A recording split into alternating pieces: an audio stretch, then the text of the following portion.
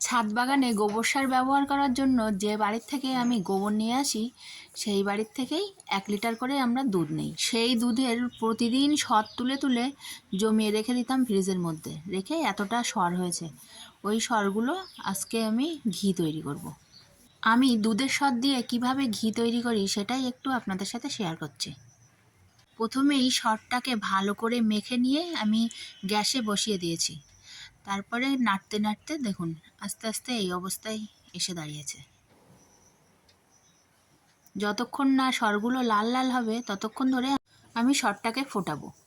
তারপরে এই অবস্থা হলে আমি নামিয়ে দেবো সরটাকে। দেখুন কতটা ঘি হয়েছে,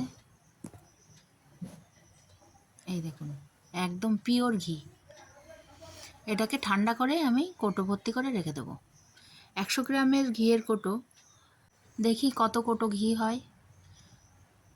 এই 2 কৌটো হলো, এই 3 কৌটো ভর্তি হয়ে গেল।